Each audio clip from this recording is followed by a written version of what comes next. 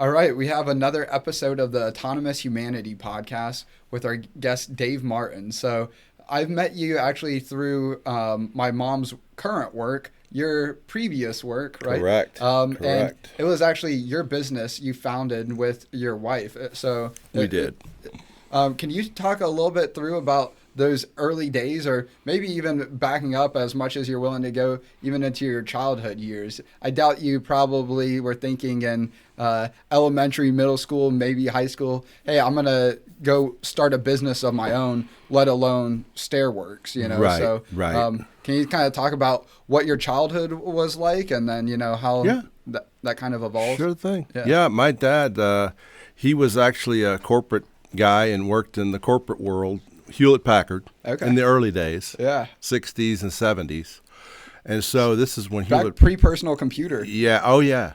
So actually, you probably didn't know this, but they actually sold medical products for hospitals. Okay. EKG machines and all kind of other testing equipment for hospitals. So his very first job was selling equipment to hospitals. And this was probably back in the 60s in Cincinnati, Ohio, which is where I was born. Okay. And, he just worked his ass off, just going from hospital to hospital, selling what he could, and he got promoted. We moved to Chicago in 1970. Kept on working his way up the ladder at HP. Became, eventually, by the end of the 70s, 1980, he was the North American sales manager for the medical products division. Wow. And that was a big deal. Yeah. Always traveling, always gone, never was home. But, we were just growing up with with my mom in charge, Yep. And but anyway, he worked his butt off, and then at some point he had a midlife crisis, if you want to call it that, and decided he wanted out of the corporate world. Hated the traveling, hated all the meetings, all the corporate structure stuff, and said, I'm out. So he went and bought a small company down here in Atlanta, in Chamblee, that was geared around construction.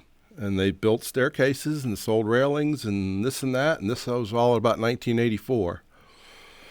And so I was starting to go to college at that point. I went to Elon College, which is now Elon University, up in Burlington, North Carolina. And got my degree in marketing in 1987. Met my wife there, Jane. And Jane was also going to school? We actually met on about the second day we got there of college. So kind of like, it was destined to be. Yeah. I don't know. But either way. So we got through college, graduated. We both graduated in 1987. Business. She had a minor in computer science. And kind of kept on working our way through the thing. And we had different jobs that we did. And I worked for my dad on and off through the summers. And then finally in about 1989, 90, I went to work full-time for him. Okay, yep. With the stair business. And that's really where I got the background to start my own company in 1998. So 8 years later? 8 years later, started Stairworks. And so you and Jane started that together. And so we did. Leading up to then, so you guys were in college, met in your second day? Pretty much, yeah. Second, class? They were. She was in her dorm with a bunch of girls, and they needed help hooking up their stereo system. Right, so just so happens I know how me and our group of guys come walking along, and hey guys, can you come help? We're like, oh sure, and the rest is history, for us. Well, kind of going in a little bit more detail, whatever you're willing to share. So, who doesn't like a good love story, right? Oh yeah.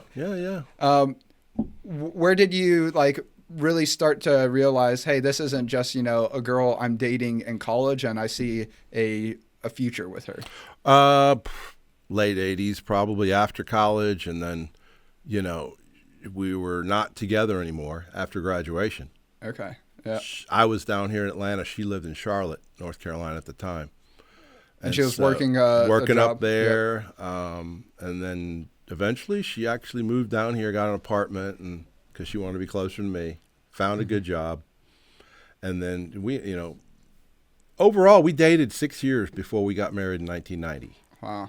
So it wasn't, it was kind of a long-term dating process, if you will, that, most people don't go that far without getting married, So Yeah, I wanted to be damn sure, of course, but I'm sure she did too, because I had my wild days. And I guess how old would you have been then? I was 24 when I got married. Yeah. Okay. So yeah, still especially 24. nowadays. Now we've been married. We're both 60. Now we've been married 36 years. Congratulations. Yep. Yeah. Yep. My parents have their 30th coming up, and we actually, my brother and I, we can spoil it now, tried to put together a surprise anniversary party for them, and they were, I think through my aunt, my mom caught wind. And, they sniffed it out. Yeah, they sniffed it and out. They said no. They're like, no, we don't want to deal with any of right. that, and so it's the thought that counts. Right? Well, you can. When is it? April 6th. So actually, it's coming up. Yeah, we're going to do a part 2 podcast kind of to celebrate their anniversary. And then I did a part 1 podcast with them where kind of talking about their love story and really even just their family lives, them growing up independently up until the time they met together. And really Josh, my brother, and I come into the picture. And so we're picking it up there. And hey, now we know how you guys got together and met and, some of your backgrounds beforehand. What was it like actually, and leaving my brother out of it as much as possible, what was it like raising the wild child that I have been and definitely still not. You're the older one? I'm actually younger, by 19 months. I got you. So but yeah I thought that would be a nice way to kind of cement their I've got an older sister. She's 18 months older than me, and we were kind of like peas and carrots all through high school. Whatever she did, I was just following in her footsteps, man. Because we're only 1 year apart, in the school system. So my brother and I ended up being 2 years apart in the school system because he was an August birthday, August 6th. And so it was either he's going to be older than everyone in his class or younger than everyone in his class. And my parents ended up just putting him in kindergarten a little early. Yeah. So you just have the one older sister then? Or I have a younger brother. Okay. He's 3 years younger, and he lives in New Jersey.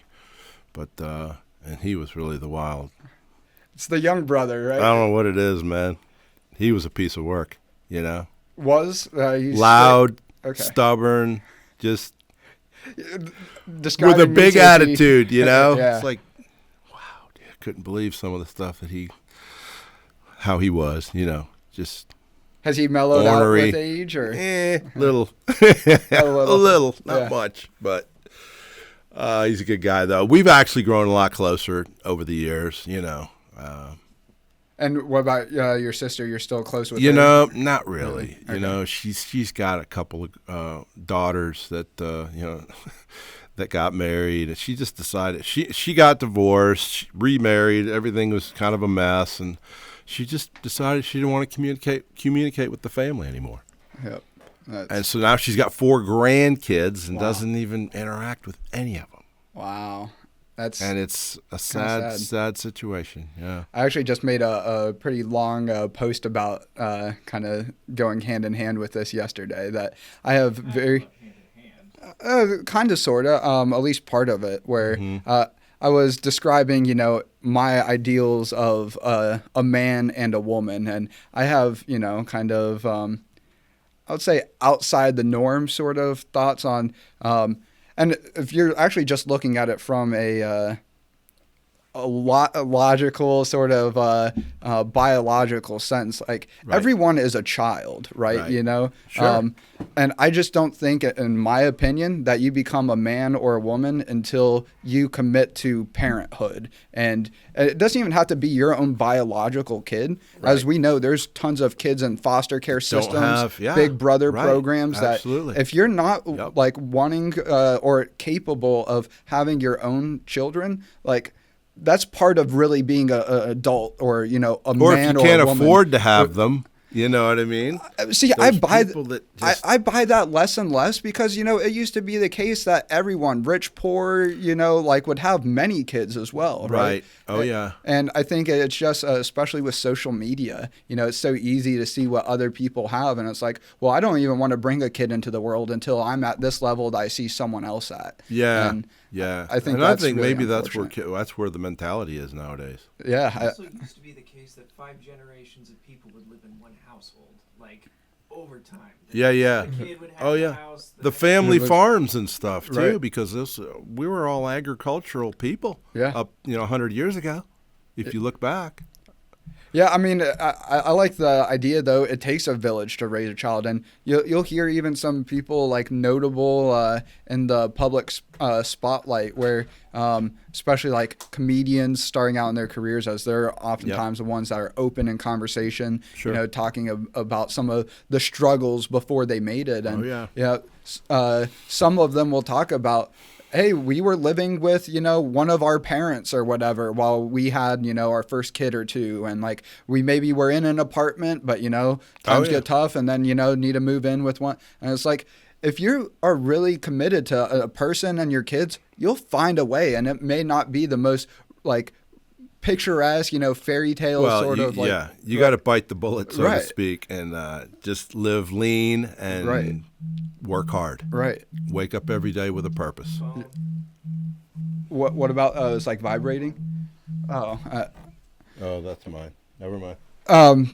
But yeah, that was another point. Part of being a man is having purpose and a craft that you commit to. Right. That provides not just intrinsic purpose and fulfillment, but can provide value, or at least more tangibly speaking, a meaningful life for your family in the form of Right. shelter, in the form of clean drinking Right. water, and Provider. food. Right. Yep. And again, is it nice if you have a significant other to help? But again, maybe that's too traditional of a It gender helps, role. I'll say that. Yeah, right. It certainly helps. Right. I mean, But first and foremost, and I kind of again equated it to like a lion's pack, right? Like you have the lions and the lionesses working in tandem, part of the pride, right? Right, yeah. And it's securing the shade, the hunting area, Getting the right? food, the grounds, yep. right? And yeah, that kind of just tied back into. It is sad when men that don't commit to fatherhood and like work to find to achieve greatness, and again, it doesn't have to be some like big grandiose career pursuit, but even just like commitment to being a great present father, Yep. right? Relationship. And you see that sometimes on the other side where women, like they Yep. don't want to commit to motherhood or Right. grandmotherhood, and it's too much work. Yeah, And they it's just sad. kind of drop. They just are not interested. Right. And it is sad. Yeah. It really is. And like I don't want to like be like a promoter of like eugenics, but it's like if you don't want to have kids, like abstinence, like not even from me from like a religious sense, but it's like just keep it in your pants, right? If like you're not willing to commit to a Right. child raising relationship, Yeah, you better don't have reproductive sex. You better have some self-control. Yeah, yeah, and yeah, Seriously. that's asking Or else a just lot. have dogs. Right. And that's it. We had dogs, for years before we had kids, but it was like, it was cool for a while. Right. But then again, you got more into the relationship. We're like, hey, we really need to have, let's have kids. And that's another thing that's kind of baffling is you go to say, hey, let's start a family. Well, it ain't as easy as you think, man. It's a lot of things have to come together, with the Relationship, yeah. and physically to make it all happen. you Yeah. know. I mean, without getting too graphic, I mean, just, you think oftentimes, especially like you hear teenage pregnancies, like it's easier to not get pregnant. Correct. But I was actually just listening to a podcast where they were talking about trying to get pregnant, and it's like, it's You can try for a long time. and it not happen. So, is there something that you can like speak to there, like more specifically that like not too graphic? Not really. I mean, Okay. all I could say is keep trying. Yeah. And, The timing. There's Right. a lot of timing issues there that need to happen and now on her side. right. On a monthly cycle, right? Sure. Yeah. Exactly. When did you feel like, hey, this is something serious, and like you having the dogs to, hey, let's actually like maybe have that conversation first and foremost, or was that already a conversation by the time my sister had 2 daughters, Yep. and so they were born early 90s, and everybody was working good, had good jobs, had a good house, and just, we just kind of followed the natural progression of, adulthood and parenthood, Yep. getting into, when we had the room, we had all the resources for it. And so was Stairworks already up and running? No, that Okay. didn't happen until 1998. I was Right. still working for my dad at the time. And so I know we've worked with Mitch before, Yep, right? yep. Is he your only? Yeah. Or? No, he's my youngest. Okay. I have a daughter who lives up in New Jersey. She's 31, 32. And how old is Mitch? And he'll be 28 next month. Okay. Yeah. So. I think he's about your age. Yeah, I Kinda. just turned 29. Okay. A week or so ago, something like that. Yeah. You're knocking on 30. Yeah. Wow. Yeah. Right. And I amazing hear how stories like fast. you. Right. It's like, man, I need to. Yeah. He was pick just up. Yeah. little kids, Yeah. like yesterday almost. So, I guess speaking on parenthood a little bit longer, what were like the first big surprises for you, if any, that you wouldn't have expected? Well, not a whole lot, really. Really? I hate to say it, but I Yeah. mean, both our kids were really easy to manage. No difficulties. My like wife potty- might differ from that, Okay. but I just felt like, she was breastfeeding them and doing all the natural things, and so that was kind of her deal. And men can't do that. I think Well, we can certainly help and say, you're doing a great job, honey, I actually did see, like, back in, I think, high school, there was, like, one guy that wanted to see if he could lactate. Sorry. And I think he might have ended up taking some sort of, like, estrogen or hormone, like, sort of supplements or something along those lines. Yeah. But did end up producing, like, a little bit of lactate or whatever. Seriously? Yeah. And I was Wow. I was like, Interesting. not for me, right? Yeah. Yeah, that's Yeah. for darn sure. Yeah. But I guess no like issues like potty training. Sometimes you hear No, we especially didn't with go young have any boys. issues with that. My daughter had an eating disorder kind of early on. She just would only eat particular things, and so we had to kind of go see a psychiatrist for that, which is kind of weird. But it got worked out, and but both my kids are more on the art and reading and performance type side of the scale. It's because my son's a photographer. Yep. He works for Atlanta United. And my daughter's just into performance, dancing, doing all kind of And she'll stuff. go like in do shows, entertainment like, businll Yeah. throughout New York. And New Yeah, Jersey she'll dress up in these costumes That's and awesome. do corporate parties. And she actually stilt walks, Okay. puts these costumes on and does stilt walking. I don't think she's going to do it anymore, though, because she's getting older and it's not easy. That would be one heck of a fall. Yeah. But she did stuff with the zoo and, like I said, corporate stuff, and just made good money doing that. And so I guess beyond like potty training, no other sort of like Nothing. Just terrible like incidents. Well, that, I just, those are all things you get through. right. But yeah, certainly you just kind of try to block your ears and get through it. Yeah. Life happens and you Yeah. move on. Yeah. Because, you're surrounded by other friends and family, too, that Right. have probably went through that. And they sit there and go, oh, yeah, I remember those days, and you just are like, okay, so if you're still here and you got through it, then I can too. Now, something that I've seen kind of fall off a cliff really over the last couple of decades, I would say, is kids even in like high school being able to read and write. Right. Was that something that kind of came naturally, you think, for I think it did. I don't know. The kids all came along, when the internet was coming along Yep. and social media. And I don't know. They had to write their reports. Yep. And I don't know how much, we talk about people who can write cursive. Yep. Can you write in cursive? Yes, And absolutely. there are a lot of people that can't, never learned how, or didn't, Right. it didn't stick. And then so when you see cursive written today, sometimes people can't even read it. There's people that can't read that.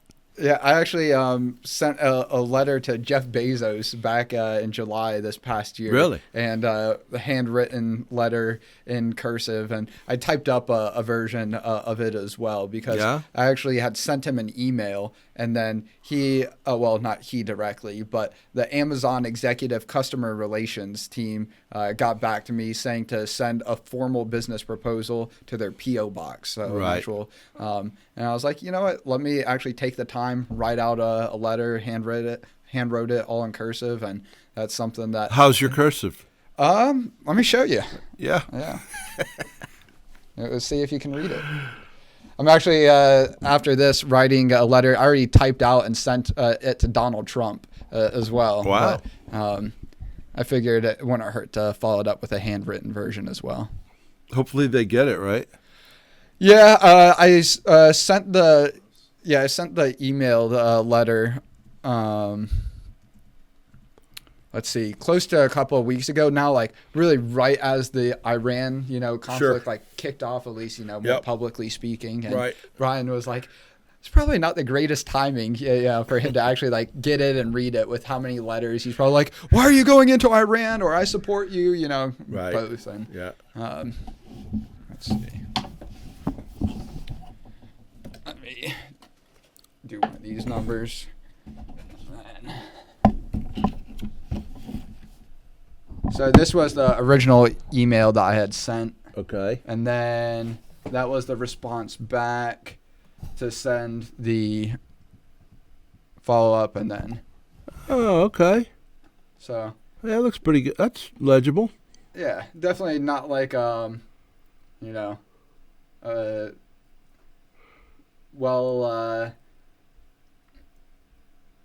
well written female handwriting, That's but, yeah, okay. I'm Hey. a man, so I it's know. about- Dude, that's actually pretty good. yeah, my I mom. think. I mean, I don't know.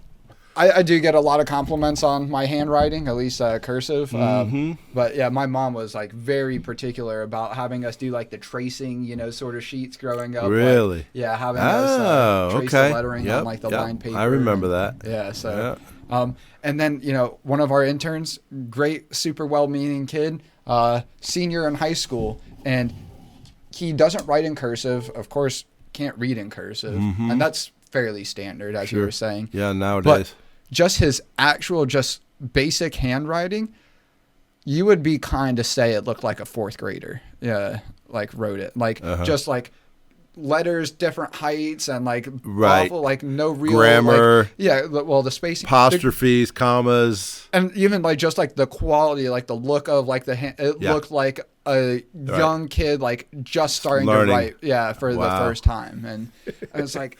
Yeah. Yeah, he I've was seen. on the bad end of the spectrum, but that's becoming more and more common, and so Yeah. that's why I was curious, what that was like. Yeah, my mom had really good cursive handwriting I don't growing up.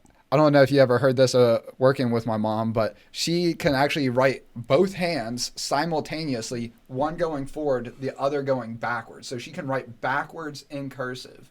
And so she actually, when Wow. her and my dad got together, she would write notes to my dad backwards in cursive, and then my dad would have to go into the mirror to, read the letters. That's like Da Vinci, man. Did you ever notice he used to write that way? Backward, like you were looking in a right mirror. to left. Yeah. Yeah, I heard Yeah. about that. Yep. Yeah. He used to do that for, I don't know, code or however what the reason was. I don't remember, but. Yeah, I didn't I know that he wrote right to left, but I don't know in like the same sort of way that my mom did. But it's funny that you mentioned that. The branding around the Autonomous Humanity podcast is actually inspired by Leonardo da Vinci's Vitruvian Man. Okay, that's cool. If you're familiar with that, I am. Let me pull up the Autonomous Humanity logo, and I can kind of give you some context.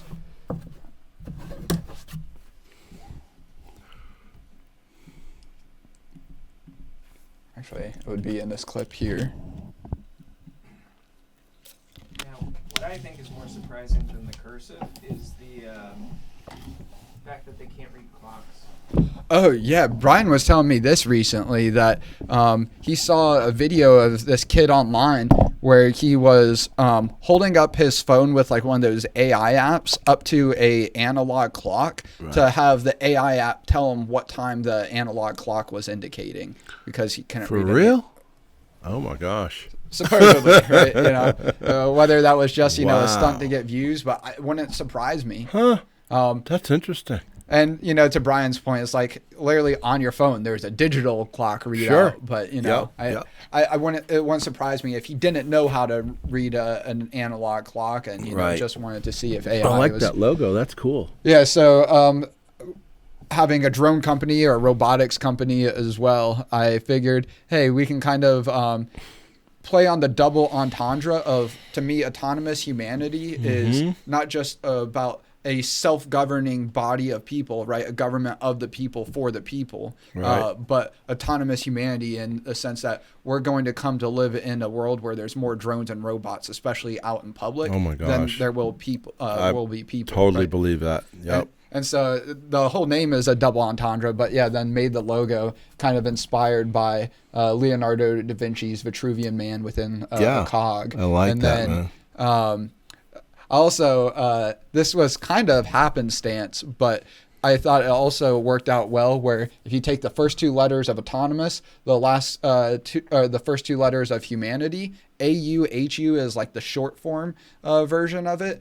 Au is the periodic element for gold, right? Okay. Hu is oftentimes called the human element, right? Okay. And so it's like the golden Right. human, and not that I am like a perfect person or by any stretch of the imagination, right? Right. But that is something that I do try to keep in mind. How can I be the example of Sure. what I want to see in society? Absolutely, right? yeah. And obviously, again, Yeah. far cry between where I'm at and where that is, the delta between. Wow. But, it's you know what? You just keep working hard. Right. Good Yeah. things will happen. They really will. I'm absolutely. If you're focused and you just kind of, and you know what I've always told my kids, I said, look, it's not what you know, it's who you know. Absolutely. And some people are like, oh, I've heard that a million times, but guess what? It's true. Yeah. And It's the who you know. It's what's going to get you to the next level or place that you want to be. Yeah.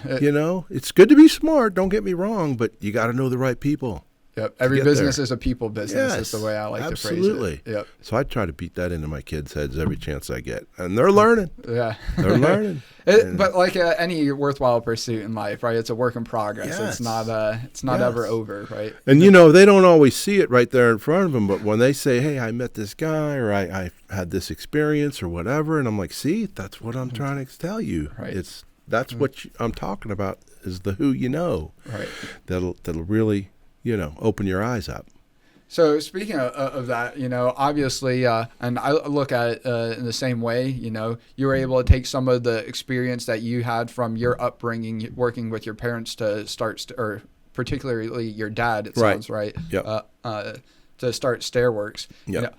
My dad, was not really in business for himself. He did some side projects here and there, doing like software development, app development, that sort of deal. Sure. So Yeah. that kind of gave me some exposure to the technical world. But I guess what I'm trying to relate to is I feel like, Forsyth County, as you know, there's no real problems to be had, like as far as like access to clean drinking water, food on the table, shelter over your head. We have everything we need. Right. And then some, a lot of some. Right. And that's why this is the fastest growing county in the state and in the country even. Yeah, I've seen, a lot of, articles that some are from local publications, some not, Alpharetta, Johns Creek, oftentimes, top 1 or top 2 cities, not just in the state, but to your point, in the country. Right. Yeah. And I absolutely agree. I oftentimes say that, we may not be the number 1 or even in the top 5 of any quality of life metric, across any and every quality of life metric that you could think to just put on a piece of paper. Yeah.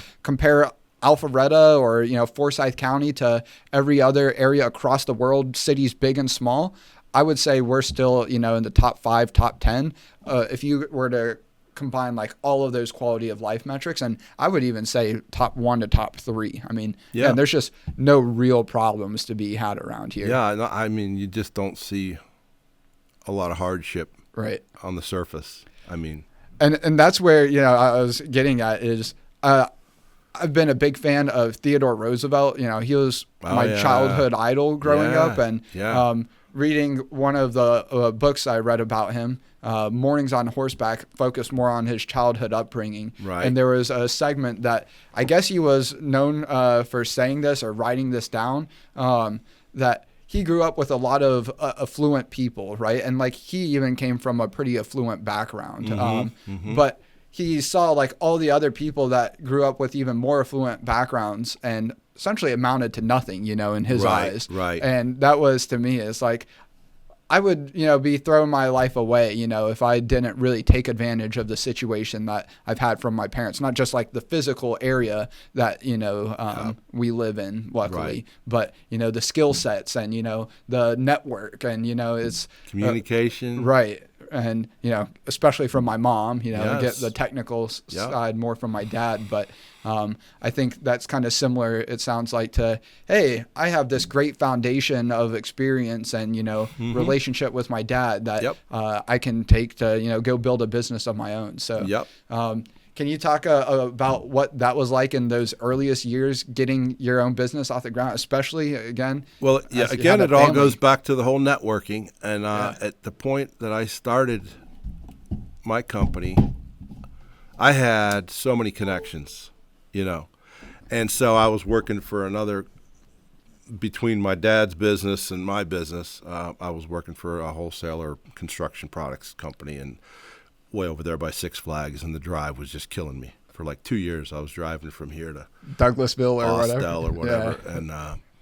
And I'm like, man, I have got so many connections of people in this business because I was doing all the purchasing. So I had all the vendors. I knew the customers that we had. I knew the whole products and how everything worked. I mean, I wasn't a hands-on, guy that actually did the building of the stairs and railings. I never did any of that. Right. Maybe very little. But I was more into the running of the business, the marketing of the business. How are we going to get people to buy from us kind of thinking every day. So that kind of was, really the kicker for getting Stairworks started in 1998 and just building it from the ground zero. And so you would have been 28 then? Or? I was 33. 33. Yeah. Okay. And you guys started out here in Cumming? Yep. Is that We've right? always, Okay. because, at that time, even Forsyth County was still, Woods. rampant. It was the sticks, but, we had a lot of business down in North Fulton and Cobb County and, Metro Atlanta, Buckhead, all that was still, there's always going to be something going on. Yeah, I've had some advisors in the perimeter of Atlanta, right? It's all ITP versus OTP, and some of them that have been essentially Atlanta natives, would remember really before Georgia 400 even came up this far, or stopped at McFarland. Oh, it was the sticks. It really was. And I mean, this goes back to the 80s, and we were delivering product from Chamblee all the way up to Windward. Wow. Yeah. And so from Chamblee to Windward, you were like, where are we going? People live up here. I'm in Tennessee or somewhere. Anyways, no offense to Tennessee people. Anyway, but maybe a little bit. No. It's just the way you see the Atlanta growth over the last 30 years. It's been incredible. Yeah, I mean, I'm sure Mitch can say the same thing, even just over the course of our lives. Seeing it grow. And we got the Olympics in '96, and that was like a huge jolt of growing recognition and growth spurt for the whole city. Metro. Yeah. And really, I mean, I think we're going to see it to the point that Atlanta, if it keeps growing anywhere close to the rate it is, it's going to be most of Georgia. That's Metro Atlanta. Right. I'm just personally not looking forward to it. The only reason we're here is for my parents and Jane's folks, because they're all still living by themselves and they're old. They need our help. They won't go to assisted living, so we're just we're between a rock and a hard place, as they say. Well, I mean, again, it's not Otherwise, we would move because this is just too many people in this county anymore. I can't Really? handle it anymore. It's a giant anthill. Yeah. Well, That's the way I see it. would you like to be more beach, more mountains? No, we're or more so- mountain people. Yep. So we're looking at, we're going up to Blue Ridge, Blairsville, up that way. Okay. Yeah. I'm more of the Yeah. same. Log cabin on top of a mountain kind Yeah. of thing is our lifestyle. Yeah, to me, I would like that with high-speed fiber internet. Well, if well, I can get with all that, the conveniences, Yeah. you can get all that. It's not out of the question. yeah, and to me, also, of course, would like passenger drone travel. To get from those outskirts to Yeah. the suburban or urban areas Yeah. Without having to go through. Well, it's coming, yeah. whether you like it or not. No, I don't love know it. what the FAA is going to have to say about all that and regulating it, but you've seen some of the prototypes. Yeah, And, they're pretty neat. we were just at a conference last week that, or was it last week now? Yeah, it was last week. And it was a bunch of like the passenger drones, helicopters, and passenger aircraft and Right. vertical lift passenger aircraft. So no Right. like planes, right? Right. There's maybe another couple drone companies. We were invited out because they were looking for people to fill up their STEM drone demo cage, and so Yeah. we were able to fly our develop air drones in We were one of three. and a Okay. couple others, and we actually had So it was a convention. it was a large, Okay. 15,000. Actually, I can show you a little bit of it. And to your point, the people that you meet, you just never know if you go put yourself out there, right? And, Yes. Yes. We weren't, and especially I was not really expecting to have any real solid customer leads coming out of this, being a more manned aviation, like helicopter sort of conference. Right. But ended up meeting a guy that runs a aviation high school out in the Metro Dallas area, and Right. now he's looking for quotes for. See that? You don't see this? Nope. I'm still looking at autonomous humanity. Okay, I think Yep, I lost picture. yep, it should be coming back in just a moment. No. We'll be right back after this short commercial message. I got no video. I unplugged the HDMI. I just plugged it back in, Alright, I got it. and audio's good. Verticon. Okay. So that was like a passenger drone. Oh my goodness, that's cool. And so Where there- was this convention? Here in Atlanta? here in Atlanta? Really? Yeah. Wow. I forget where they're having the next one, but this is a very, very large conference. So this was the Georgia World Congress Center, and it used the entire. Can anybody go to it, or was it just people in the industry? Anyone, I think, with like $300, could buy Uh-huh. a conference pass, and Okay. then Walk around and check everything out? yeah, we got some of the interns that wanted to come join us. We were given 4 passes, so we had a couple extras. Actually, we had an extra with our lead software developer that came and joined us. But then we were able to just pay like $30, I think, for a student to come join us for a day. And so kind of give them the experience of, Wow. not just Did you what guys we're just, doing. were you there every day? Yeah, it was a 3-day exhibition. So they actually gave us, I don't know if they would like me saying this, but they gave us our booth space for free to be there to demo in their drone cage. Typically, those booth spaces are like 10 by 10 feet for the basic one. Right. And we exhibited at a drone specific conference that is also a very big international conference, but of course just not to the scale of this with all like the big name helicopter, Right. aviation companies. Airbus and all yeah, that. Airbus, Sikorsky, Bell, and Boeing, yeah. Mm-hmm. Huge booth. Yeah. Did they? Yeah, Airbus as well. But we paid like close to $5,000 to exhibit at AUVSI, which was the drone specific one. And so we got asked if we wanted to come do the drone cage, and it was going to be like $4,000 just to get a slot to demo in their drone cage. It's like, Really? yeah, hey, that Why so much? That's a lot. Well, for a lot of those big companies, it's a drop in the bucket. Of course, right? but I mean, For if us, you're an up and comer, that's yeah. a lot of money. And so, we just like, hey, thank you for keeping us in mind for this opportunity. And this was actually from the head, and again, going back to all about being people. Right. The head of the AUVSI chapter for the state of Georgia. So it's like the big organization, AUVSI. They have chapters all around the world. And so the head of the Georgia chapter is just very supportive of our work that we're doing, and me, Sure. for whatever reason. And, Right.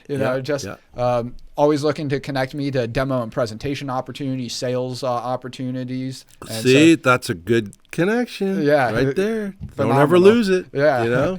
And so actually he invited me to come give an update to the AUVSI Georgia chapter. And then by coming and, knocking it out of the park, so to speak, with that presentation there, making him look good and, getting a solid reception. It was like, hey, I can actually get you into this Verticon conference as well. Let me connect you. And he sent me the details, and that's where I saw it's going to be $4,000. It's like, wow. Hey, I appreciate the thought, but that's just, too rich for our blood, I think is how I worded it. And so he was like, hey, let me see what I can do. I'll get back to you. And connected me with the head of Verticon's or the director of their education and training programming. Right. And so he was then able to get us the free demo space and then also got us a free booth, which was just going to be like a 10 by 10. I never looked at the pricing, but I would probably say another few $1,000s, just for that booth space. They ended up giving us a 10 by 20 booth space as well. That's perfect. Yeah, for free. So, well, hopefully you made some good connections down there. Yeah, let's see if I have how's our booth? We got a lot of comments, which I think we do fairly well at these sort of outreach events, just because we have physical products to show off that it's exciting more than most. Yeah, that's actually... I let some of the attendees of the conference fly our Develop Air Mini, and you're familiar with flying a DJI, where if you have a GPS connection and you just let go of the sticks, it's just going to hover there in place. Right. That doesn't work inside, right? Especially in a conference center with all the electronics going on. And it's on a concrete floor, so it's like not a great operating environment.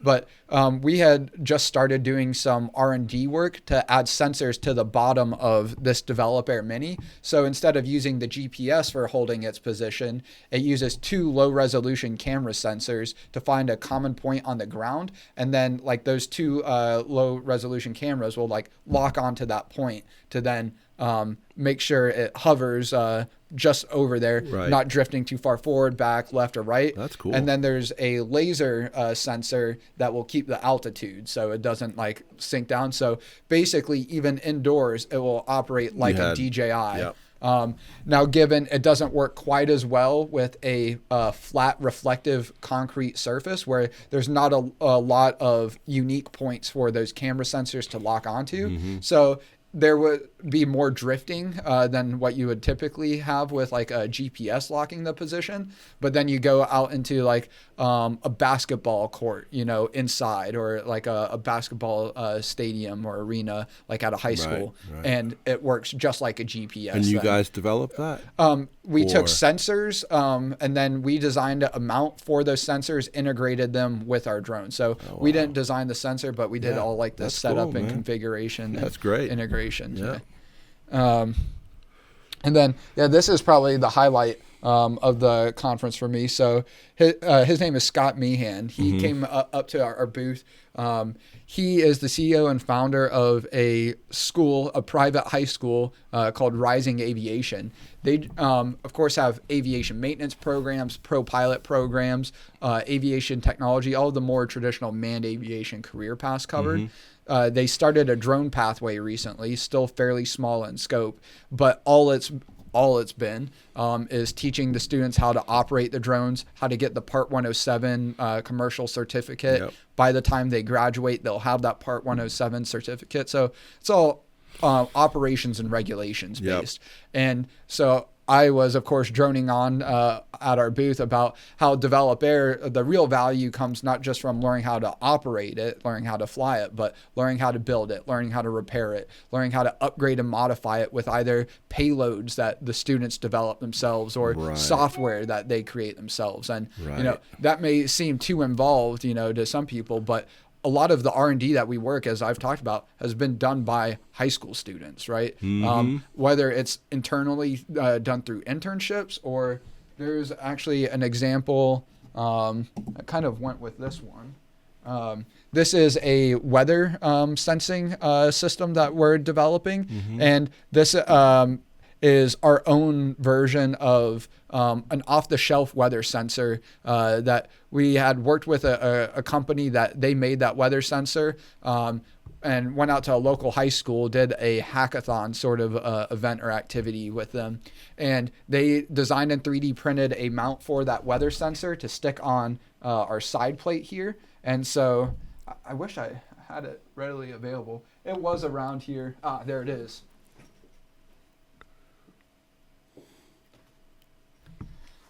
So this is our own version of this, right? So much Right. more, no, not really, but so they designed and 3D printed this bracket to be able to attach the weather sensor to the front. Now, given this was on an older version where you actually had to like screw this in versus just having like tabs Right. that you don't need any tools. And they took, I don't know if you've ever heard of a Raspberry Pi. It's like a little miniature computer. It's for a lot of development projects. Like one common example is, let's see, RPi.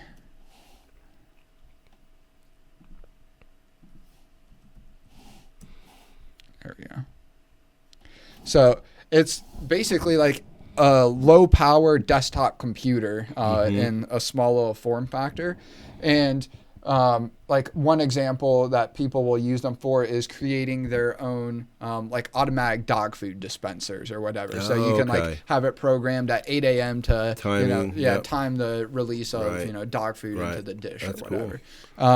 And so we are kind of taking the same approach where we want you to like build similar sort of projects, but to take flight on board our drones. And so Right. between attaching this weather sensor to our drone, and then they designed and 3D printed a mounting bracket for that miniature computer, we're able to attach it underneath via the rail and then provide it power through one of the power and data connectors that we that's have cool. on the rear. And so they turned Develop Air into a mobile weather station. We're able to set waypoints around their school, go collect weather data at each of those waypoints, right?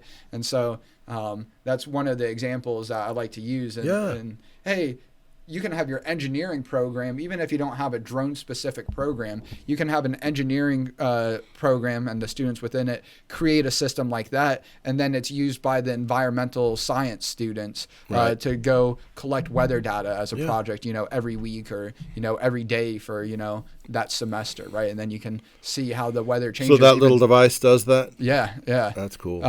And so then think about then having a computer science program to where they took all of the data that was captured from this and then saved on that Raspberry Pi in a spreadsheet, just like an Excel document. Right. So we could see at this time, this location, this data was captured. Oh, but wow. imagine being able to take that into like our kind of drone operating system, if you will. And so right now we have our own drone control application. So this is the way that you can connect to our drone, and then you can either fly it without a controller, or you can plug in like any game controller if you want to fly it with like a PlayStation, Xbox, Nintendo Right. sort of controller. And then we also have a media application, which let me see if I can actually media. Oops. I need to go over here. Media preview. This one is still in development, where our drone control application that's available, really predominantly for our customers, but you can theoretically use other drones with our software. It's just not supported by us. But we have this media application as well. So you can click any of these pins and be able to view the photos or videos that were captured at that location and then uploaded, right? So beyond doing content for hire for our customers, also making it possible that, like, say Mitch, for example, took photos or videos that he just wanted to like share on the world map. Right. He could upload them and just make it available for anyone to view and share at that location. And then our next step is to actually then allow you to monetize it. So, hey, I captured these photos and videos of like the Atlanta skyline. Right. Beyond just making them available to other people to view and share, actually say, hey, I'm selling each of these photos for $1, $5, $10, Right. or I'm selling this whole collection of photos I uploaded there for, $20. Cool. So in that same way that you can see like the media content on the map or our drone's position on the map, being able to see the weather data on the map, right? And so giving people a lot more localized weather over time as more and more people have our drones that they can go capture weather data. It's not just 85 degrees in Alpharetta. You can see all around Alpharetta where there's like more localized, weather information, as especially around here, Sure. bipolar weather. Yeah. It can It's all change. over. Yeah. Even like one part of the neighborhood to the other, right? Yeah, it's crazy.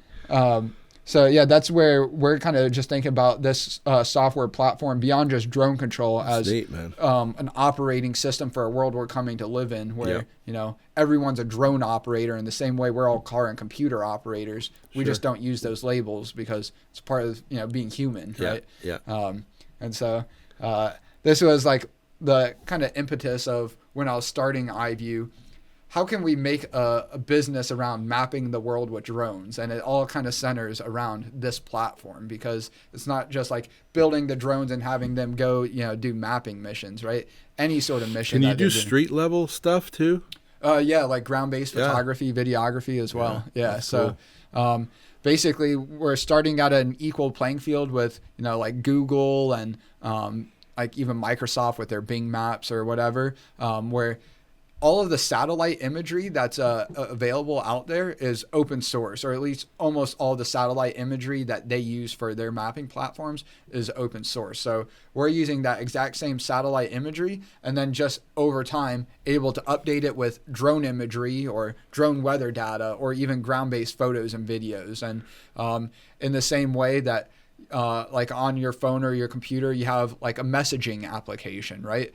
Having iView Talk is at least the tentative name for the application. So now you'd be able to see people's like profile photos, like in your contacts list around the map when they decide to share their location, right? Okay. So now I can click on that person's like either JA, little circle on the map, or if there's a photo uploaded for me, you would see my profile photo, click that. And now instead of seeing the photos or videos or, the details for your drone, you see your text, and you can call them, you can video chat them. And so that's neat, man. Yeah, it's all built in a web platform right now, essentially as a fancy website. Is this a Google Maps No, so we're offshoot, or how did you get the globe and all yeah, your... so we're using an open source platform called Cesium, and then we're just building on top of it with our own proprietary software.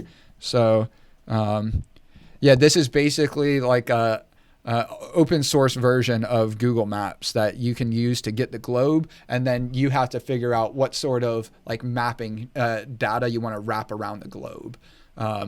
So they have some data that you can pay for, but we're just getting away with whatever is out there for free, and then over time updating it with our own. Right, that's cool, man. But again, not so much about us and the work that we're doing. I want to focus more on cool. you and your story. So, the early days of it was always Stairworks, or Well, we had 2 or 3 different names on the table. I can't remember what the other ones were, but Stairworks seemed to be the one that kind of sounded the best, and we put the X on the end instead of KS, and WRORKS. We did WORX, and that was kind of a neat little thing to have, And I guess You guys started up here, but you guys weren't always in the location that it's No, still in we now, were. right? We moved around 2 or 3 different times, just based on space that we needed. Because obviously you start small when you're starting up, because you don't know where things are going. You don't want to bite off more than you can chew, so to speak. But we started with about 1,500 square feet maybe, and then we actually had 10,000 at one time. Wow. What's the place where it's at now, including that warehouse space? I mean, that's pretty it's about large. 6. Okay. Yeah, 6,000 with the offices and everything, and it was starting to get small too. We were going to contemplate. I mean, if I'd have kept the business, we probably would have had to get containers to put out back to store product in, because we were running out of room. So I guess kind of jumping around when I come back, but you did step away, you and your wife, here in the last, what has it been, couple years? Yeah, it's been almost 2 years, yep. So we sold the business back at the end of 2023. Yep. A guy came along, wanted to, give you an offer you couldn't refuse. He wanted to be the master of his domain.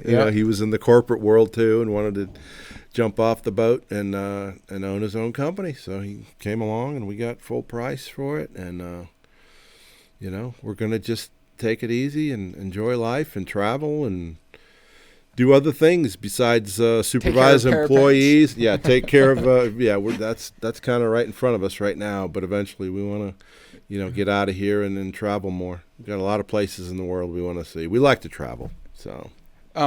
And I guess getting to that, so what standout places have you been to so far? We've been to Alaska 3 times. Okay. We really love Alaska. It's really amazing place if you've never been. Turn down a trip. Hard to describe, but if you ever get an opportunity, go up there and either take a cruise or fly to Anchorage. We've done that. We took the train, the Alaskan Railroad, up to Denali National Park and over to Fairbanks. It's just beautiful country, especially in the summertime. Yeah, it was actually no, I think it was like August of 2024, somewhere around that. My mom had they went on a cruise, I think. Right? Yeah, and I ended up giving up my spot because, and I could have worked it out, but our drones don't build themselves, and we had just gotten our first order. Actually, this was part of that batch that was built. Wow! We had just built our newest drone that we have in the market. We're actually now working on an even smaller one. So this is our Developer Mini, or an older version of our Developer Mini. Now they're red, just like our larger standard models. That's a micro. I don't know if you wanted to show No, we're fine. But we had a customer interested in our Developer, but it was too large for their purposes. They host a competition called Robot Drone League for predominantly high school teams to build or buy their own drone and robot. If they buy them, they have to modify them to complete a series of challenges within, let's call it a 15 by 15 sort of operating area. And there might be like a ramp or whatever that the robot has to navigate over. And then the drone, either have to fly autonomously over to the other side of the field to look at a screen to be able to answer questions. And you get more points if you have the drone fly autonomously, or by setting up waypoints and stuff like that, or how does that work? So there's no waypoints inside, and that's right. where it becomes I don't really know how that challenging. would. How does it fly autonomously? I So guess. to do that with like one of our drones, you would basically have to spoof, or at least the way that we've have thought about it. Instead of actually like providing stick inputs, you could just tell software, hey, I'm going to provide that same level of stick input. So you could say, if I lifted up on the stick like 20% for 3 seconds, that would equate to it roughly taking off to 4 feet high. Right. Okay. And so you can kind of do That's that cool. to automate ours. Yeah. Some of the other drones that were used in the competition, also problematic, but for different reasons. They had what was called block programming. So you could actually tell it like how many rotations, or I forget the exact unit, but it was a little bit more conducive to beginner programmers to be able to get it to move autonomously. But then those drones had a connection problem where these have like a dedicated radio connection to a controller or a radio that you plug into your computer or phone or tablet. Right. Those were all just using Wi-Fi or Bluetooth. And so in the practice environments at each of the team's own schools, those drones that they could use the block programming would work phenomenally. Then they get into the competition environment, and not only are they interfering with the other team's drones, but all of the attendees, like parents and siblings, they all have their phones and tablets and devices that are also operating on Bluetooth and Wi-Fi. And so it's just an interference nightmare to be able to use those drones. And so that's why they were interested in our Develop Air Mini, but this actually still turned out to be really too big to be used effectively within the competition. Like it fit the requirements that they had for like the size that the drone needed to be, but like just barely to where, again, the size was a little bit cumbersome. And then even just the ease of use for a lot of the teams wasn't quite there to really use it effectively. So now we're making the Develop Air Micro not just for them, but there's a huge demand for a smaller classroom sort of drone that is even less intimidating than this, where, we've done outreach and that's your Mini, like implying like it's a large drone. And so I forgot where else I was going with that, but long story short, that well, you got that all in when you were gonna take a vacation, and then and it's like, hey, I either delay this order, or I'm staying here and I'm building them, right? And so I chose the latter because drones don't build themselves. Alaska's still there, and that's you what should go. Well, and to me, it's easy for me to say this now, not having a family or whatever, but I just like for me, I think about like the purpose and fulfillment out of life. It's like, and there's different experiences that you can like do, especially like as who you're with is more important, I think, than like where you go necessarily. It's like anyone with money can travel, right? And it's like, what can you do in life that like even people with money would struggle to do, right? And that's like as much as possible what I try to focus my life on, right? Because even building a company, even building these products, I mean, we're further ahead than billion-dollar American companies because it's more a labor of love, right? Like, you could pour billions of dollars into a team, to start a drone business here in America. And I mean, hell, there's a company called Unique. I don't know if you're ever familiar with them. Haven't heard of them, no. Let me give you and the viewers. This was a hexacopter made by a company called Unique. They had like American management and leadership, but did all like their manufacturing predominantly in China or Southeast Asia. Right. They received $100 million investment from Intel. And essentially in the same boat that we have, like, fraction of a percentage of market share, where DJI, as you're familiar with, they have like 90%. Then it's literally everyone else, right? And it's like, that's just kind of the reality of building a business like this. It's not like no amount of money, by itself is going to like make a solid product and, not just one product, but then, continue to design and develop new ones and effectively market them. I mean, absolutely. It takes all those parts and pieces to make everything work and come together. One doesn't. And, it's like the cliche, you're only as strong as your weakest link. And that is very, very much the case. And you always got to think outside the box too, What's the next big thing going to be, And that's where I think I talked to you about this the last time we were doing a Florida Man skit over at your place that where we're really different than any other drone company. And like, I get people that have been in the drone space just as long as I have, if not in some cases longer, which I got into it right in 2016 when the Part 107 commercial license first came out. And so I'm like an early, adopter, innovator, I'm actually trying to get mine right now. Really? Yeah. Okay.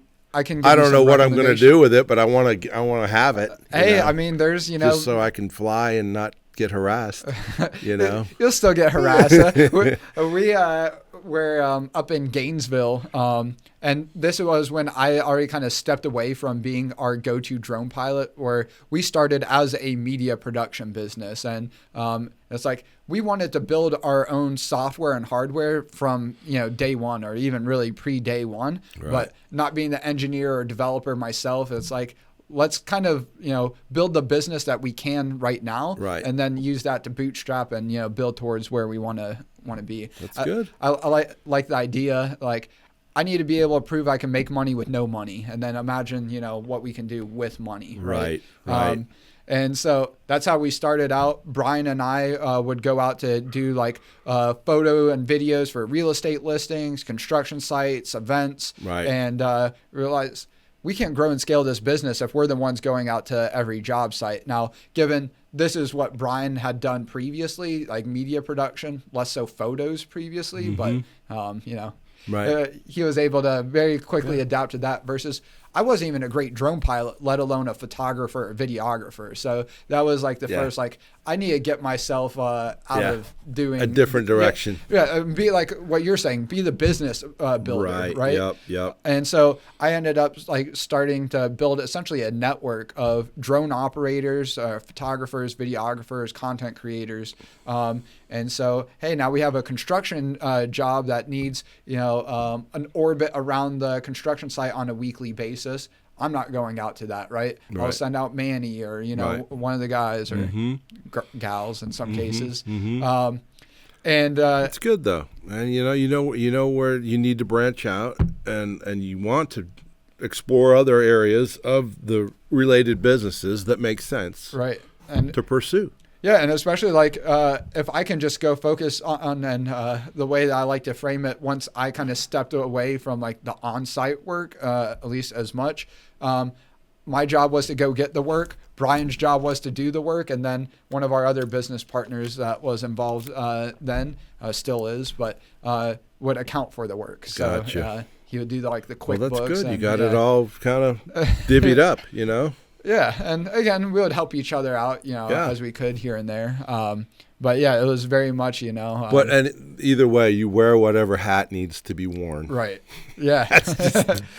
That's just the way it is. And that's the way that, like, with building those 10 Develop Air Mini, it's like I am not like, and I've become a lot more mechanically inclined, or at least capable, right, just by necessity. But it's not like I'm not an engineer, developer, let alone a real technician, but it's like I'm also like the only one day in, day out, or even like when we have an order that is going to make sure it's built to the degree like my name isn't literally on it, but it's as close to being. But it's your prototypes, right? You're still in that phase. Well, and beyond that, like being prototypes, it's just there's different levels of quality that it can be built out with, right? And we've had other people help us on the assembly and production, but then some people that come in and want to help, but the attention to detail is just not there, and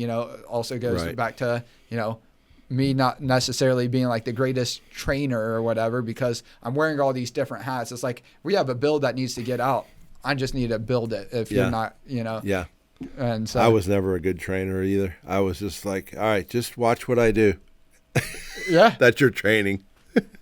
We're starting or listen how I talk and learn that way. I didn't have no canned A, B, C, D sequence of training, But that my mom was actually just talking to me about that, where at least she thought your wife Jane is a great teacher, and she was like literally talking about that Jane would adapt to her learning style, and hey, I need to learn how to do this in QuickBooks, and Jane was always let me see and help you get up to speed on this before then. Here's another, thing. Yeah, here's another, that's good.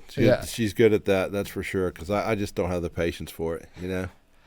Yeah, I'd let sales guys ride around with me. Just watch what I do. Listen to how I say. It was not like a structured classroom. Right. This part goes to that part. It's just I'd take you to the actual job where it was put in and explain it, and then Right. give you about 30 days of that, and then, okay, go sell. And I think that's also a great way, but it's just like, that's not always even possible because like some of the interns that come and work with us, it's like a couple days a week maybe. And it's just hard to keep, that Right. cadence of Consistent. like, Yep. right. And so, that's why it's really, they do pretty much all the R&D, and again, I'm not well suited towards Right. that anyway, at least hands on. Well, at least you know where your strong suits are, right? You know what you like to do and what you don't like to do. You figure that out early on, and, just... That's some of my advice for whatever it's worth to people, is especially as early on as you can, even like pre-college or in college, like do as much as you can, and you'll like do a lot of what you don't like to do. Of different things. Right. Yeah. Go try out, a lot of different activities, a lot of different, jobs and even if you don't like it, you'll start thinking about what you would rather be doing, right? And then it's like, hey, go do that, Exactly. If that's your passion for something else that you're not even thinking about, right? You got to go. Yeah. You got to do it. Now, and that seems that you jumping back to the parenting subject, that seems like you instilled that across your kids as well, right? I really did. And, my kids saw their grandparents who worked hard and were successful and had nice houses and nice cars. And guess what? That didn't just happen. Right. They worked for it. Yep. They did this. They did that. They, managed people. They worked for big companies. They ran their own business. It's just, you can do anything you want, but just show up every day. That's the hardest thing. Just show up every day. Yep. And pay attention. Yeah. Learn something. Get something from the day. Apply yourself. Yeah. Yeah. Yeah. I mean, again, another cliche full of them, and I might have even said it, but they say showing up is half the battle, but it's like 90, like it's it really overwhelming is. majority of it. And you just can't lay around thinking about daydreaming. Yeah. You know what I mean? You just have something that you're halfway passionate about, at least. It may not be the very thing that you'll end up doing the rest of your life, but at least start there and work hard and make friends and network. Yeah, how to win friends and influence people. Right. Yeah, there used to be an old saying, "He who dies with the most toys wins." No, it's he who dies with the most friends wins. Yeah. That's how I see it. I like that. I have also, as I was the materialistic versus the realistic, because, I have the kind of strict definitions of being a man and woman, as I was talking about earlier. I kind of look at that the same way with friends, and, maybe it's a lonely or sad way to but I don't see I don't consider myself having any friends, right? Because I'm friendly with a lot of people, I have a big network, but it's what I'm interested in doing with my life, other than you're talking about, it's nice having a dog or whatever. Sure. Love having my dog. Yeah.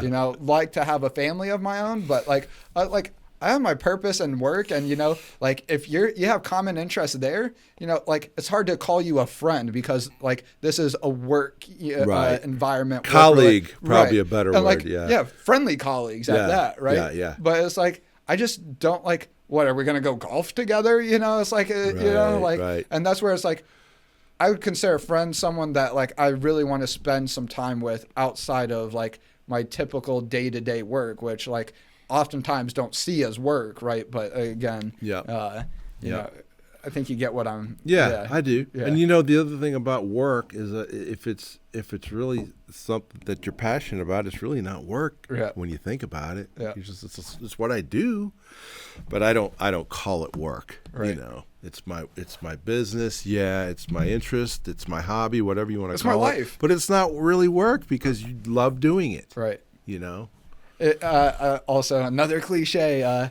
I work no day, but I work every day. Is the way of looking at it. But you're talking about it may not be the passion that you have for the till the end of time, and that will as we've talked about, like the job will, call for you wearing different hats, and you're not always going to like, putting on one of those hats, right? Yep. Like for me, tomorrow I am meeting with our accountant at noon on a Sunday. It's like, Sure. who wants to spend, noon That's on what a Sunday? you do. Right. You do it, man. Right. And so it's like, is that my favorite activity? No. But, it's part of what allows Yep. me to do some Yep. of my favorite Yep. activities, Yep. right? I remember having to do Saturdays and Sundays, and it's just like, guess what? This is what it is. Yeah. Don't bitch about it, you Yeah. know? I hope it doesn't come across as bitching, but yeah, just, But from Yeah. your standpoint, you're the owner, you're the master of your domain, Right. and guess what? You're the hardest working guy in your business. Now, In your head too, you yes, know, because yes. that's what I always said. I'm the hardest working guy in the stair business, man. Because I was there till 6, 7 o'clock in the evening. I'd work Yep. Saturdays, maybe Sunday, not really a whole lot, but it just depends on the amount of work Yep. and where things are going and how hard you want to push yourself. Yeah, I like typically, and now this can differ, like somewhere between an 8 to 10, maybe 12-hour day, like weekdays more often than not, and then weekends. I like to get like 6 hours in each day, Right. but even like sometimes, and now I've been a lot better about that over the last like handful of years, but Right. I like to say we're like about 9 years into our decade-long overnight success story, or at least Sure. like really start seeing like the bigger sort of ramp up, and like we've already started seeing some of like those bigger opportunities come in, right? Right. But yeah, I heard this guy who was kind of like a father type figure to me on YouTube, and I don't know if you've ever heard the guy Mr. Beast. Mm-mm. He's like I think he might be the most popular YouTuber. Really? Yeah. Nope, Timo beat him. Okay. What's his? He does a lot of like giveaway, like sort of like quote unquote charitable videos. He just recently like got a game show like season 2 with Amazon, but it's basically a lot of like content geared towards younger people, like kind of flashy sort of content. So, Mr. Beast? yeah. And he's actually based out of North Carolina, started YouTube when he was like 13. And he talks about it being like 6, 7 years before he even made a cent from it. And, so many Right. people like to think like, hey, I'll do this within a year or two. It may work out for you that within a year or two you start to see some real traction. But oftentimes it's a decade that you're It's putting tough, in. Yeah. man. You got to kind of starve for a little bit, you Yeah. know. But if you see the light at the end of the tunnel, Right. Keep that's going. the goal, Right. you know. But he's also talked about the same guy, Woody's gamer tag. He was working a system administrator job at Cisco, the IT company. Right. And this was back in like 2010, 2011, like kind of the earlier days of YouTube, Right. especially where you could make money on YouTube. He started making Call of Duty like video game videos, like Yeah. tips and tricks and commentaries. Right. He would even like give life advice, because at the time this guy was like 37 years old making videos and working a full-time job, had a family, where all the other people making those sort of Call of Duty videos were 18, Younger. 20, Yeah, right? a lot younger. So he would also give like financial advice, Oh, like, wow. hey, if you want to make because he talked about this maybe a few years into he was working his system administrator job at Cisco, making $130,000 a year, something, along those lines. And then he started making more money from his YouTube videos, making Call of Duty videos. Fast forward a couple years, then he starts like sharing more about like his personal life and like doing like what he called Mail Monday, responding to people that would like write him in letters or emails. And often it was like relationship or financial advice. And he ended up making this one popular video, is like how to become a millionaire in 22 years. Right. And that's what the kicker. Not a lot of people. It's like, how can I get $1 million tomorrow or a week or, Dude, you know what, too? It's all timing, right place at the right time. Yep. You got to work at it, man. Yeah. You can recognize where the opportunities are, Right. you know? And he was like a great guy to talk about that. And so, he gave Mr. Beast that sort of inspiration, like, hey, like I can do YouTube. And it's beyond YouTube in the way that to check that out. Yeah, he had this saying, and it kind of can be misconstrued as inappropriate, but touch it every day. And that's something that I've kept in my mind. It's like literally even like the earliest days of AuHu, where I was also working like a part-time contract job, it was still putting in a half hour, an hour of like real work, right? But then, over time it's like... But you're thinking about it every day, I think is what he means, you know? But I would even say beyond like thinking about like what can you do to make like move the needle as slight as it may be each and every day, right? Even if you can only like send off a handful of emails, right. You got to keep as many fishing poles in the water as possible, right? Keep up the momentum, right? Because if you don't have the lines in the water, you're not going to get any bites, man. Yeah. Or physics, inertia, right? An object in motion stays in motion, right? And it's so easy, like, oh, I'll take a day off. Oh, I'll just start taking every like Saturday off, or or like, oh, I'll take weekends off, and it's a slippery slope. Yeah, but that's that's. I don't know, man. I think life is a lot about sales. You know, you're either buying something or you're selling something. Yep. Not from just a business point of view, but from selling life. Yourself. Yeah. What are we doing? Well, we're consumers. We're buying water. People could be selling water. There's just all kinds of, it's just one or the other, buying or selling.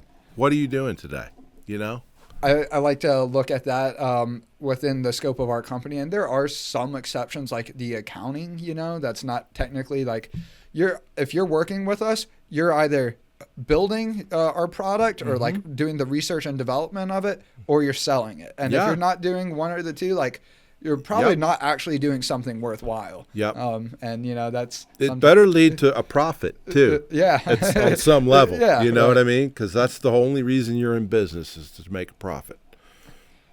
I personally look at that as a result of for me, like, I'm in business to make the world more accessible, or, tangibly map the world with drones, as I stated, or even like more tangibly make the most up-to-date virtual representation of the world. Gotcha. And it's like, if we're successful at building a business around that, then as an outcome, we'll be profitable. And I kind of got into that where I had a podcast that I had like a part-time involvement with one of our customers that we produced the podcast for, a couple of customers. One was a fractional CFO, and then another was owner of a CPA firm, or one of the owners of a CPA firm. And I would sometimes be like a guest host of the podcast with them, and it was called Profit Minded Business. And the more I started thinking about it, it's like my heart wasn't into it, because I'm more like a people-minded business, right? I would rather provide value to people, and then, over time, let's figure out, like, in a fair way, how we can extract some of the value that we create. Instead of like, I feel especially like a lot of business, especially in America, has become, how can we extract value without creating the value, right? Either, through offshore labor, or, again, let's just like build a course, or, build a course that, like, who is that really providing value to? I mean, it's all in the eye of the beholder ultimately. But as long as you see the prize at the end of the road, getting there's the battle, and you're going to have a lot of battles. I like to say, because some people like, Jacob, you don't care about the, money or whatever, like, as almost like a positive, like, that I'm more of like a missionary instead of a mercenary. Right. But it's like, I didn't start AuHu as a not-for-profit. I'm just taking a little bit of a longer term, sort of mindset than I think most in my shoes might, where it's like, if we were really about, making money as quickly as possible, forget, the drone business, right? I would have went and started a pressure washing business. It wouldn't look like this at all. Right. But like I could go like make a lot more money from a pressure washing business than I can, building a drone business where we're trying to make a mass market product that we can build and sell millions of times over that same product, right? Yep. And to a similar degree, even within the drone business, there's a guy about 4 or 5 years younger than I am. I think, 25 now, up in Ohio, the Akron, Cleveland area, has a multi-million-dollar drone repair business. And it's Really?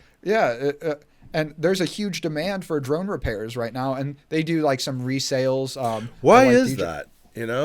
I don't understand. I mean, because think about like the early days of the automotive industry, right? The people that were buying cars were either rich enough to have their own full-time mechanic. oh, that's or true. they were that's a good comparison. 'Cause or they were technically who was right. fixing the new cars or whatever. Right.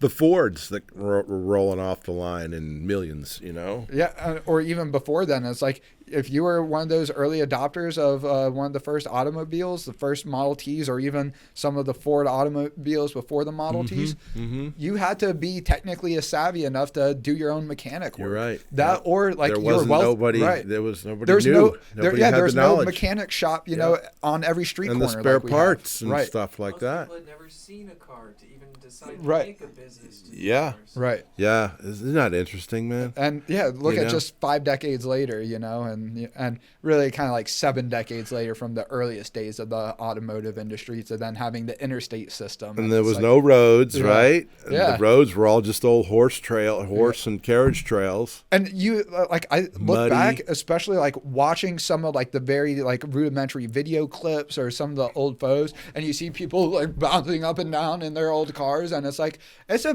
miracle that anyone ever like adopted these as like this is going to be refined enough for me to want to hop in and put my kids in and Yep. I mean, I love watching those old videos of like old New York, it's just horses, and then they had the trolley train and whatnot. And this was before everybody was walking. Before civilization, and the roads were just, you had all the horse crap everywhere, and that all had to get cleaned up every day. I mean, the whole business of shoeing the horses, Yeah. scaring the horses, Yeah. feeding Right. the horses, That whole- all that went away. Yep. And now it's funny, it's swapped, everyone, would have a horse, and, when cars came out, poor people owned horses, and then, rich Right. people own cars. And now it's like poor people own cars today and rich people own horses, Yeah, I love seeing that whole transition, because everybody in the country was just horse and buggy and wagon or whatever, and then all at once, dude down the road shows up with the first Model T, Yeah. And to me, like Henry Ford's story is so much greater than what a lot of people get, because it's oftentimes, hey, the Model T, an instant success, and, just started producing them, at scale of millions, right? Yep. And not that I want this to be like the exact same way that it goes for AuHu, right? But the Ford Motor Company that's still in operation today was the 4th iteration of him starting an automotive manufacturer. And he had like Ford and like there's like slightly different name changes with a couple of them. One I don't even think used his name, but he had like a dozen different car products before he got to the Model T that we know it as, like the mass market produced car. Yep. And there was even a Model T before the Model T. So, and Oh yeah. I don't know if it was his prior company or if it was 2 companies prior. And we're only talking just a little over 100 years ago. Right. And you look about what we're driving today Right. versus then. I Right. mean, isn't that amazing? The progress. The Wright brothers, And all same the deal. technology, and planes. Yep. Oh my gosh! From December Crazy, of 1903 to 1953, have supersonic jets, have Yep. jets capable of dropping nuclear bombs. Have dropped nuclear Dude, bombs. the whole jet age is a whole nother thing too. And that's what I worry about, like with the progression of the automotive industry, where we were allowed to, or Henry Ford was allowed to, mass produce cars, sell them to the everyday person. Yep. And that's not really being made possible with the drone industry as it's currently being regulated here in America. One, all like the approvals that you have to go even to just like manufacture drones, which we definitely have all of those, right? Sure. At the scale that we're operating Yep. at.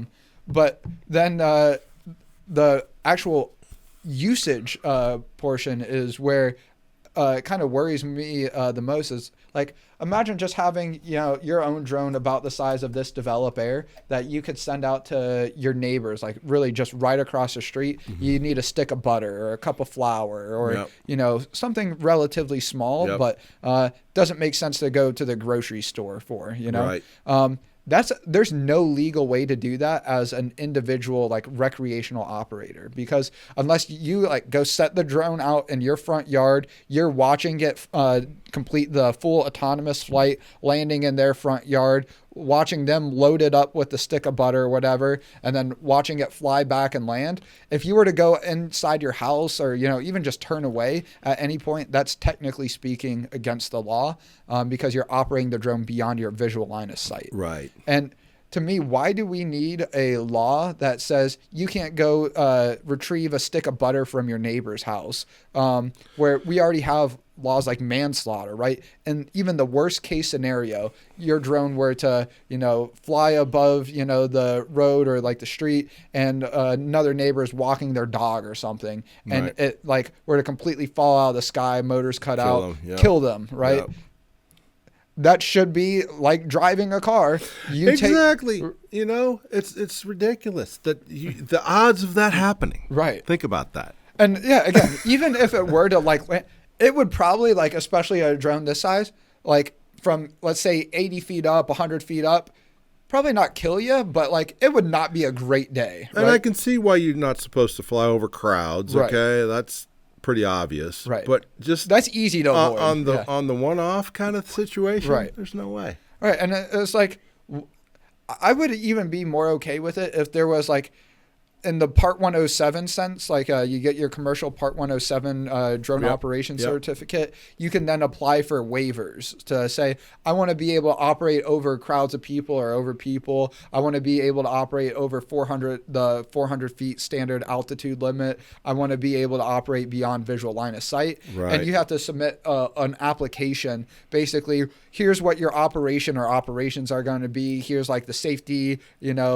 precautions that we're putting into effect, the sensors that we're using that are going to be used. Well, for, Amazon's doing it. Yeah. Walmart's doing it. And I think DoorDash is delivering food Yep. now. So and going back it's to already here, and they're getting around it. but that's because they're commercial operations. But if you as a recreational, Right. like you wanted to use your own drone for Yeah. even like curbside pickup, so you can send your own drone to the local Amazon ain't there or yet. fast food. Yeah. And that's where I think it will head if the regulatory bodies like the FAA and really Congress Right. will enable it. And if we don't enable it, we're never going to be at the forefront of the drone industry. No. And that to me, we're already a decade behind China in the Right. drone industry. And we're even talking about the passenger drones. Like Right. if you have a cool $300,000 burning a hole in your pocket in China, you can go buy a passenger drone and use that to commute to work. That's just not possible here in the United States. I'm just wondering how all that's going to work, someday with air traffic. Well, so that's where I think we need a very forward-minded and probably, as drones are becoming more used in warfare as well, Right. having a general that understands that, and Right. then they get into the FAA, Oval Office. Oh my gosh, you got so many things at play there. Yeah, but we really need like Military. We need an Eisenhower that says, hey, in the same way that the interstate system allowed us to use cars, predominantly for getting Yeah. military equipment from one side of the country to the other, but Yeah. of course, therefore, the everyday American civilian as well. Yeah. What about having an interstate airway for drones that can fly at a higher altitude, higher speed Yep. for longer distances, Yep. and then leave it up to the local municipalities to come up with their own airways? So like states, counties, cities, they can have airways at lower altitudes that, hey, I have a drone that's capable of flying in the interstates, but it's going to fly within the predetermined local municipality Yeah. airways and then You're going to essentially have merge a up whole into different new categories of airspace. Yeah. And there's even,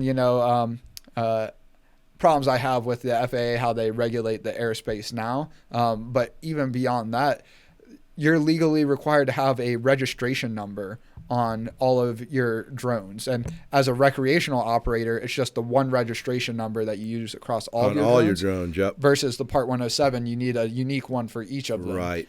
To me, even just having that registration number requirement is a breach of our Second Amendment rights. Because if you look at how the U.S. Supreme Court, they had a famous like landmark case of the U.S. versus Miller. Miller was this guy that had a sawed-off shotgun in Chicago. There's like some parade going on, and he had like the sawed-off shotgun as part of a parade. He was arrested and appealed it all the way up to the Supreme Court, where they acknowledged that that double barrel shot or sawed-off shotgun did not was not covered under the Second Amendment because it wouldn't be a weapon issued as part of a well-organized modern militia.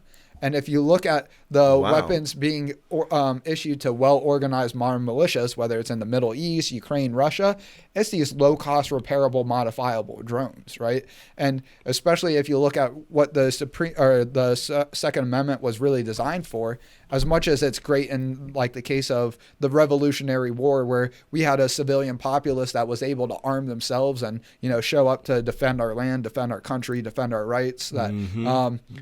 What is even like what are even the most advanced, assault rifles or ARs that you have nowadays capable of doing it against, fighter jets and tanks and, all this advanced military equipment that for all intents and purposes that the everyday civilian can't own, right? Right. But we're starting to see these $1,000 drone platforms can take out $3 million tanks, $40 million helicopters. They can, especially when the equipment's down on the ground in airfields, right? Tens of billions of dollars worth of aircraft and other equipment, right? That's, I think, an equalizer. In the same case that like the Colt revolver Especially when was you in the have West. thousands of them too, But again, just even the whole cliche of imagine any country trying to actually storm the beaches of America, right? How many people with guns they would be greeted with, just our civilian populace, right? Yes. Now think about that if every civilian had a drone. First and foremost, used for their own curbside pickups, watering their garden, fertilizing their yard, maybe having their kids go and play laser tag. But it doesn't take a lot to weaponize one of these, even without like an explosive or a projectile shooter or whatever. Like even just flying a drone into someone, right? Yeah. Like We do not recommend that you do that. yeah. Yep. Thank you for the. I second that disclaimer. But that's to me where I would like to see a lot of this legislation going is allow the everyday person to have their own drone first and foremost for like the consumer commercial sort of purposes like curbside pickup, helping around the house, having your kids play games with it. Sure. But why not also allow them to be used as a self-defense weapon? Where again, if you look at how the Supreme Court has ruled it, it seems very kind of clear to me. Yeah, I don't know where we're headed with all that, but it's interesting to talk about, Well, hey, is there anything else that you would like to touch base on? I don't want to keep... No, not really. I mean, I think it's been a good conversation. I don't know what else I could tell you other than I'm happy to be retired now. Yeah. So maybe just a little bit more on the Stairworks front. So you guys got started while you were in the early days of building a family. Could you? Yes. Could you share maybe some of the lowlights and highlights, maybe, or maybe one of each that just had to deal with kids in the middle of trying to start and run a business from the ground up, and that was not easy, because. Both are very demanding. When the kids went to bed, it was time to do work on the computer or get, form. We had to build our own forms, have our own forms for the whole company, and it's all, stuff that's directly related to you. It's you can't go to Staples or Office Depot and buy the forms. You have to have them specific to your business, so that you can communicate with your employees and take orders and purchase orders and all the stuff, man. Yeah. And so that was the hard part. Is just kind of getting all that in place, And just you think what helped you get through that the most? Just like each day, take it day by day, and life happens. You move on, and okay. And when it gets tough, look for the bottle of bourbon and take a shot or two and move on. But yeah, it was fun. It had its good highs and lows, but at the end of the day, it was a great experience for 26 years to own your own business. Yeah. Wake up every day, not having a boss, not having somebody breathing down your neck, because it was all you. Now, what do you think about this perspective? Again, I always got to have a contrarian take, according to a lot of people. That a lot of people will talk about, I want to go into business to be my own boss. But I think if you were to look at it this way, you would agree that you're not your own boss. Your customers are your boss. Your employees are your boss. Sure, yeah. If you have investors, they're your best. That's a good way to look at it. Yep. And it's kind of like servant leadership. And the people that you owe the money to, yes, the vendors, right? Owe them thousands of dollars. Well, guess what? Guess how they're going to get paid? By you selling more stuff. Right. And bringing in the money to pay them. Oh, then I got to pay my employees too. Oh, then I got to pay the insurance on this building. Right. All the stuff. And taxes, healthcare. Yeah, oh my Uncle gosh. Sam's got to get his cut. Cut. All the buckets the money has to go in seems endless. It really is. I mean, that's something, on a smaller scale that we're dealing with, at our size. But, a lot of, especially the interns that, come in and they're helping on the R&D. And it's that's one small, of course, very crucial part of our business that we're in. But, I mean, they don't and not that they really need to see it or should be expected to see it. But it's I'm not here getting rich off of, working off of everyone else's input here. It's there's taxes that we have to pay, or even the CPA firm to, make sure absolutely. that we file our taxes correctly. And, they're all involved, right. man, And it's who would have thought all of this was involved in, wanting to build a drone business, and then you have to look, in our business, we had to look at the trends, building and remodeling and new construction and $1 million homes. Well, what are the trends? What are people doing? Well, you have to pay attention to what's going on, because if you don't, you're going to be missing the boat. You're not going to have the stuff that people want because you don't know about it. Well, even besides trends and what they want, aesthetically speaking, what were the trends like? 08, was that it was the traditional heavy moldings, heavy crown moldings, super detailed wood products, and now it's simple. Now everybody wants clean, straight, streamlined line, modern, whatever you want to call it, all those words. Minimalistic, it's super clean, look is what's in now. But even the trends from a business perspective of hey, not every season is made equal, and then some years what season the season was good this year, but then it was a different season the next year. You had to watch, you had to pay attention to the interest rates, Yep. The ability for people to get a loan, yep. buy a house, or get a home equity loan to do a big remodel job. What was the interest rates? Were they favorable, not favorable, for people to borrow money? Now, and then that would help us if they were favorable, obviously, because we're right. involved with, we're part of the project, Would you see a notable slowdown the 08? Could you always kind of tell that? I didn't really see that one coming, and that one really hurt us yep. badly, because we had a lot of money out there yep. that was owed to us, yep. and a lot of these builders just went under. Yeah. And we just got stuck. And holding the bag. It was the worst. I had fired just about all the employees. I had, no business was coming in to support paying them, and it's that was one of the worst feelings ever, is having to get rid of people. Yeah. And it's not due to right. not due to me or mismanaging the right. company. It's the market. Right. Is what's going to do it. Yep.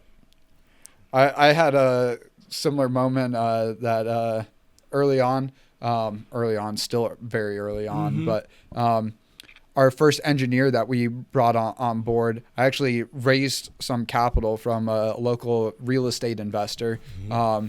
And it was basically coming to a point. Our engineer that was working with us had a full-time job, like my parents' age, had kids about my age, one a little bit older, one a little bit younger. And he was already working nights and weekends with us, doing like design and engineering work, building, and he helped us get our first design for Develop Air, our first like prosumer drone product that we're working towards designed, like the kind of foundation for that.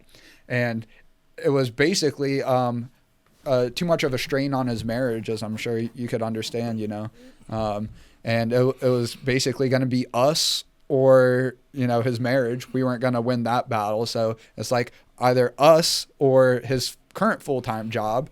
And it's like, well, we can't beat that or even match that. Well, it all depends on how deep you are in your own personal debt too. We had a house and boats and had an RV and all this stuff that we owed money on. Because hey, man, when the wave was big and great, it was great. But you know what? It came crashing down in a big way. And when you can't, pay the debt, the loan, whatever, you got to sell it. Items got to go. Downsize. But we hung on. So the business shifted mainly from new construction to remodeling because there wasn't any new houses being built. So we were like, well, shit, what are we going to do now? So we shifted into remodel, and that's what kind of kept us alive through the recession.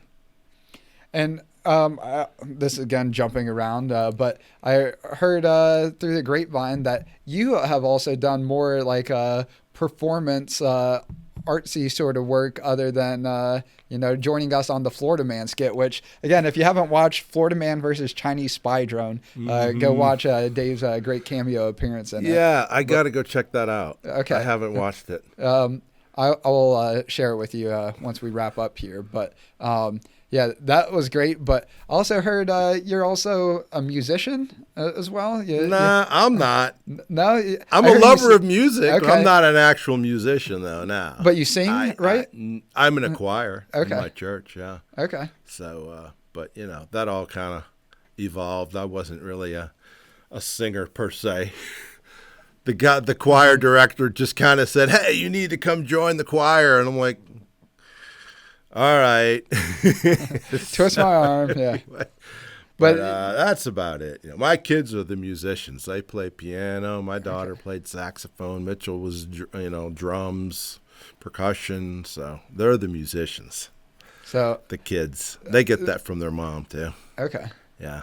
But I heard that you were into singing. That I know you did in the choir, but in a group setting, not out there by myself. You don't go around the house saying rock and roll fantasy or something? No, man. No, sure don't. All right.